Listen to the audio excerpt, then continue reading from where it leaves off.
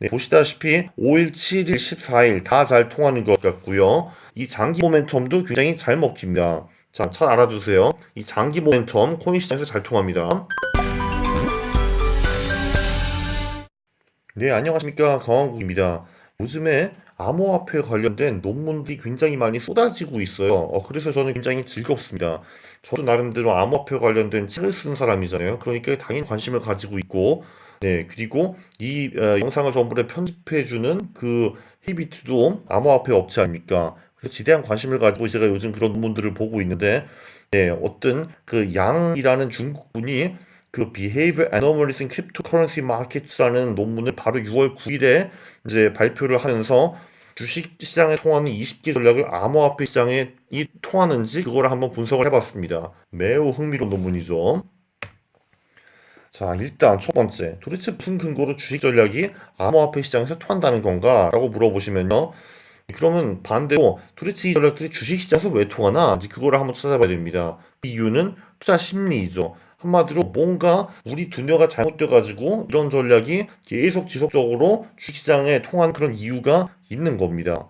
네, 기본적으로 이런 그 단순한 수치를 통한 기량 투자 전략들은 기관 등의 참여를 통해서 효율성이 높은 미국 같은 시장에는 좀 덜 잘 먹히는 편이고요.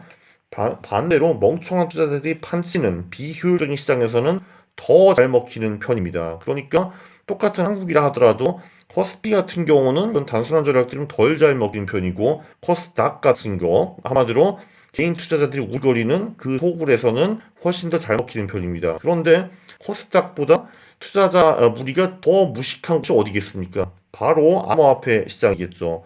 그 어떻게 보면은 주식 시장에서 쓰던 그 최첨단 과학을 원시시대에 투입하는 그런 꼴이 된 겁니다.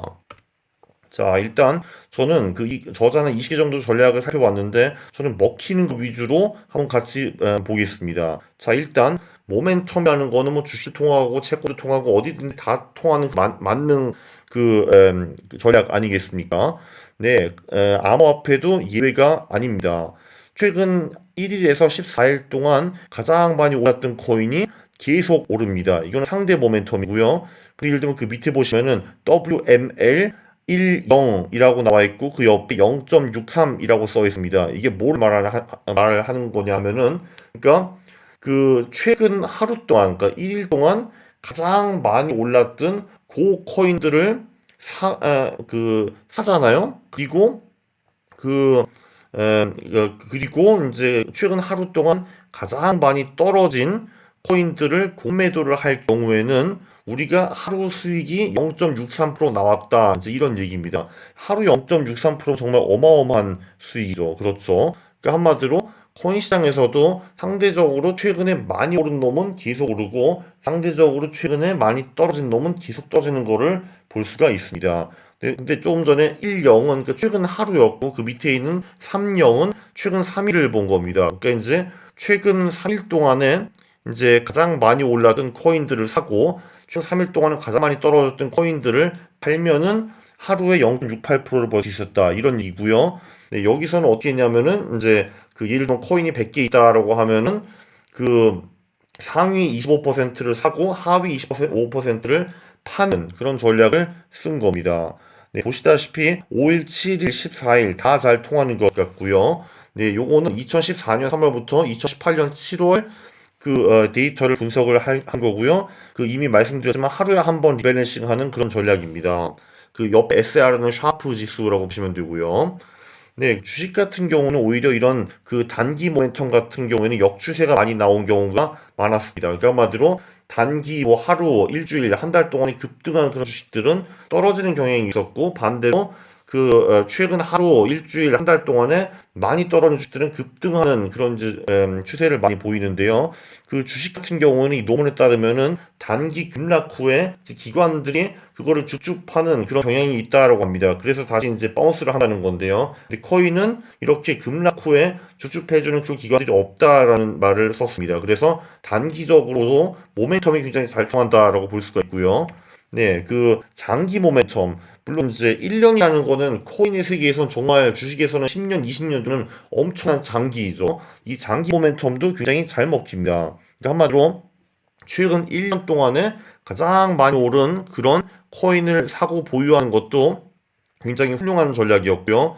여기 기준은 하루가 아니라 일주일입니다. 자, 그러면은 예를 들면은 제가 가치가 중 포트폴리오라고 적었잖아요. 거기에 제가 로우 밑에 3.01 그리고 하이 밑에 7.88로 해놨는데 이거는 뭐냐면은 이거는 다른 업무인데 얘네들은 코인들을 이제 78개가 있었는데 그걸 6등분 했습니다. 그러니까 이제 로우라는 거는 78개 중에서 최근 1년 동안에 가장 그 수익이 낮았던 13개 코인을 의미하는 거고, 그리고 하이라는 거는 78개 중에서 최근 1년 동안 가장 수익이 높았던 13개 코인을 의미하는 겁니다. 그래서 가장 수익이 높았던 이 13개 코인을 들고 일주일 동안 기다려 보니까 어이야 7.88% 올랐네 아싸 하였던 거고, 반대로 이제 최근 그 1년 동안에 가장 안 올라간 그런 코인 13개를 보유하고 있다 보니까 애게 일주일에 겨우 3%밖에 못 벌었네. 이런 식으로 결과가 나왔다라는 겁니다.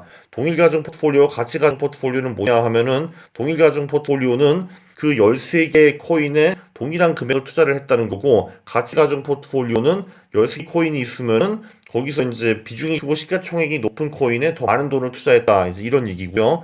사실 코인이라는 거는 비트코인이라는 그 한 놈이 50%, 60%를 먹고 있고 나머지 애들이 이제 쪼무락이기 때문에 가치가중 포트폴리오가 더 이제 맞지 않나 그런 생각을 하기는 했습니다. 그런데 정말 놀라운 거는 정말 78개 코인 중에서 최근 1년 동안에 가장 많이 어떤 놈이 올랐나 분석을 해서 그 중에 13개 코인을 발굴하고 거기다가 동일한 금액을 투자를 했다면은 와우 일주일에 40.7%를 먹을 수 있었다라고 합니다. 일주일에 40% 그러면은 1년에 도대체 몇 프로야? 응? 물론 이런 코인들은 굉장히 시가총액이 작고 슬리피지도 많고 그리고 당연히 우리 거래소에 거래 안 될 가능성도 매우 높고 예 그리고 이제 사기도 어렵고 이렇기 때문에 아마 일주일에 40%는 못 벌 것 같기는 한데요. 사실 이거에 반에 반만 벌더라도 저는 행복해 아주 미칠 것 같습니다. 자, 잘 알아두세요. 이 장기 모멘텀 코인 시장에서 잘 통합니다. 자, 그리고 신고정고 거래량도 유심히 볼 필요가 있다라고 생각을 합니다. 그런데 그거보다 더 중요한 요소는 그 시가총액인데요. 그러니까 한마디로 그 생긴 지가 오래되었고 그 시가총액이 큰 코인들은 수익이 그렇게 높지 않고 반대로 신생 코인들 그리고 시가총액이 작은 코인들의 수익이 상당히 크다라는 거를 볼 수가 있었습니다. 그리고 또 1주, 2주 신고점에 근접하거나 아니면 거래량이 높은 코인들 얘네들도 수익이 높다라고 이 논문에 분석이 되어 있어요. 이것도 상당히 중요한 얘기입니다. 자, 그럼 우리는 생각을 해보겠죠. 그러면은 굉장히 시가총액이 낮은 그런 잡코인 중에서 모멘텀이 높은 그런데 투자하면 어떨까라고 생각해 볼 수가 있는데요. 그거는 바로 이제 요 논문에 나옵니다. 이 논문에 보면은 제가 동그라미를 많이 쳐놨는데 제가 거기 스몰에 루저가 있고 위너가 있지 않습니까? 스몰 루저 8.86, 스몰 위너 39.07인데 이거는 뭐냐면은 자 일단 78개 코인을 그 시가총액 작은 거, 중간인 거, 그리고 큰 거 이런 식으로 26개로 나눠 놓고 그 안에서 또 최근 1년 동안 수익률을 보고 낮은 놈, 중간 놈, 높은 놈 이렇게 구분한 겁니다. 그런데 시가총액이 낮고 그리고 그 안에서 최근 1년 동안에 많이 올랐던 놈을 사니까 와우 주간 39% 수익을 낼 수 있었다는 게 이 논문의 기가 막힌 결론인데요. 네, 물론 이게 맞는지 한번 직접 해봐야 될 것 같은데, 주 39%. 그럼 제가 지금 막 꿈을 꾸게 되네요. 물론 말씀드렸다시피, 이 코인들은 굉장히 시가총액이 작고 거래량도 작기 때문에, 계속 일주일마다 봉이 39%로 부를 추적할 수는 없을 겁니다. 그래도, 다시 한번 강조하지만, 이거에 반에 반만 벌어도 저는 굉장히 해피할 것 같은데요. 하하. 네, 요약을 드리면은, 지금까지 코인 논문들을 살펴보니까, 이제 암호화폐에서도 펀더멘털이 존재한다라고 주장한 논문이 하나 있었습니다. 컴퓨팅 파워가 늘고, 고유 주소수가 증가하면은, 네, 이 코인이 값이 오른다라는 그런 주장이 있었고요. 이런 식으로 생각하면 이번 리브라 발표 시 암호화폐 가격이 확 오른 게 어떻게 보면 일리가 있습니다. 왜냐면 리브라가 정말 도입이 돼가지고 굉장히 많은 사람들이 암호화폐를 쓰게 되면은 당연히 뭐 리브라뿐만 아니라 다른 암호화폐를 많이 쓰이게 될 것이고 그거에 투입되는 컴퓨팅 파워를 늘게 될 거고 고유 주소수 증가하고 해피 뭐 이런 게 이제 이런 시나리오를 그릴 수가 있는 거죠.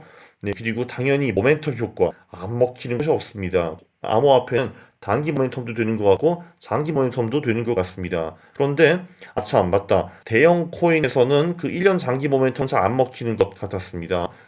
제가 다시 한번 돌아가 보겠습니다. 하나. 그렇죠. 여기 있죠. 거기 빅 쪽에 보시면 루저가 3.45, 윈너가 3.16. 그러니까 그 대형 코인 중에서는 그 최근 1년 동안에 잘 나갔던 그 놈이 계속 잘 나간다는 그런 보장이 없다. 오히려 그 대형 코인 중에서 루저들도 꽤 선방했다. 이렇게 보실 수가 있습니다. 아, 죄송합니다. 요약으로 다시 들어가면요. 네, 그리고 매우 중요한 거는 시가총액이 낮은 잡코인 수익이 대형 코인보다 훨씬 높았다. 이게 굉장히 중요했고요. 그리고 이 중에서 이 시가총액이 낮은 잡코인 중에서 또 최근에 엄청 오른 놈을 사는 게 굉장히 스마트한 전략이겠죠. 그리고 이 외에도 신고점 근접 여부 그리고 거래량도 보조 지표로 훌륭하게 사용할 수 있습니다. 야, 이 암호화폐 논문 파고 보니까 굉장히 재밌네요. 저는 이거를 계속 팔 것 같습니다. 아, 물론 저는 밸런스를 아는 남자입니다. 당연히 주식도 좀 하고 암호화폐도 좀 하고 심심하면 독일 좀 하고 이런 식으로 하겠죠. 그쵸? 네, 다음에는 또 쌈박한 영상으로 찾아뵙겠습니다. 감사합니다.